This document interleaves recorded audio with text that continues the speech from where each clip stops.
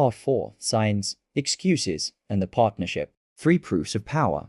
The overwhelming presence of the eternal I Am on Mount Horeb should have been enough, but 40 years of fear and failure had made Moses a practical man. His immediate response to the divine commission was fear, focused on the human element. But behold, Moses argued, still trembling before the unconsumed bush, the people of Israel, will not believe me, nor will they listen to my voice. They will say that the Lord simply has not appeared to me.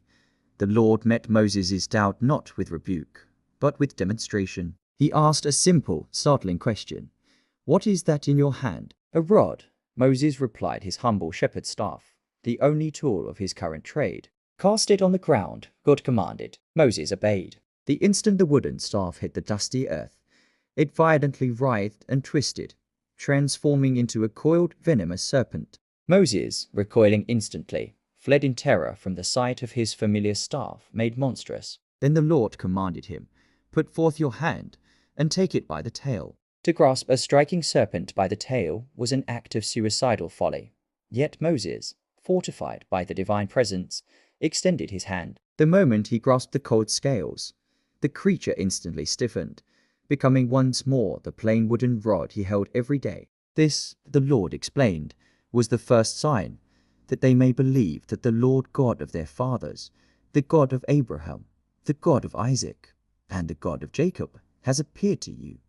God offered a second, more personal sign. He commanded Moses, put now your hand into your bosom. Moses did so. When he drew it out, his hand had become leprous white and scaled, like snow. It was a terrifying, instantaneous disease. Put your hand into your bosom again, the voice commanded. Moses obeyed, placing his diseased hand back against his chest. When he pulled it forth again, it was miraculously restored, turned again to the healthy flesh of his other hand. And it shall come to pass, God said, if they will not believe you, nor listen to the voice of the first sign, that they will believe the voice of the latter sign.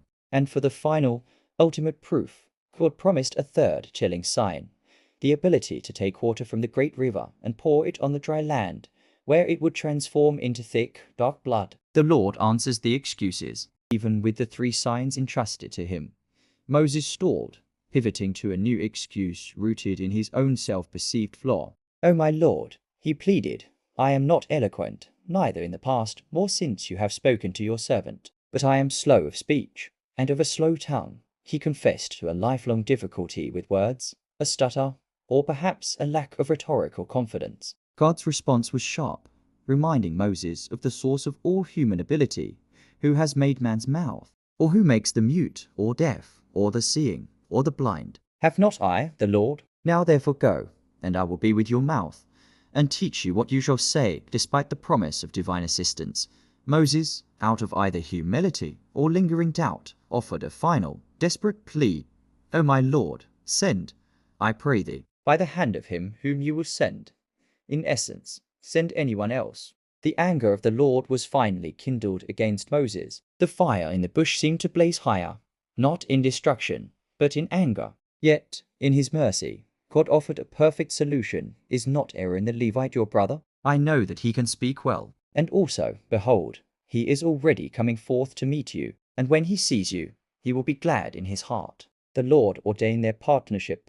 "You shall speak to him, and put words in his mouth, and I will be with your mouth, and with his mouth, and will teach you what you shall do. And he shall be your spokesman to the people.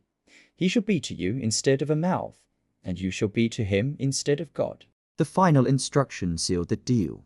Moses would take his shepherdess staff, now the rod of God in his hand, the instrument with which he would perform all the signs. The dark encounter on the road, the excuses exhausted, and the commission settled, Moses went and returned to his father-in-law, Jethro. He requested permission to leave Midian, masking his terrifying mission with a simple desire: "Let me go, I pray thee, and return to my brethren which are in Egypt, and see whether they are yet alive."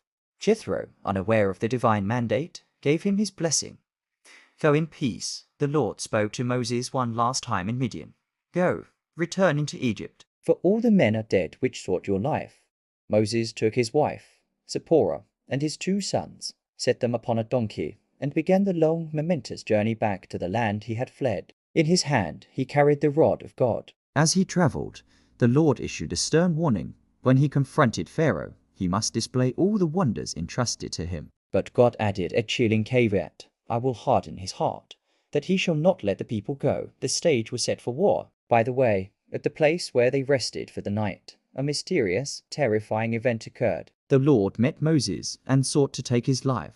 In that moment of extreme peril, Zipporah, understanding the ancient covenant that had been overlooked, acted decisively. She took a sharp flint stone, cut off the foreskin of her son, and cast it at Moses' feet. She uttered the desperate, cryptic words, "Surely a bloody husband art thou to me."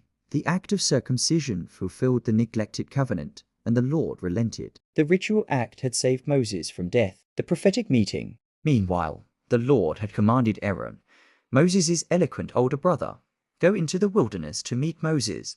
Aaron obeyed, journeying to the mountain of God where he found his long-lost brother. They kissed, reunited not just by family, but by a shared, terrifying destiny. Moses then recounted to Aaron every single word the Lord had spoken to him at the burning bush, and all the miraculous signs he had been commanded to perform. Together, the two brothers went to Goshen and gathered all the elders of the children of Israel. Aaron spoke all the words which the Lord had spoken to Moses, his powerful voice ringing with divine authority. Then, in the sight of the assembled elders, Moses performed the signs. The people were convinced. When they heard that the Lord had finally visited the children of Israel and had seen and understood their affliction, they bowed their heads in humble worship. The mission was accepted. The long wait for deliverance was over.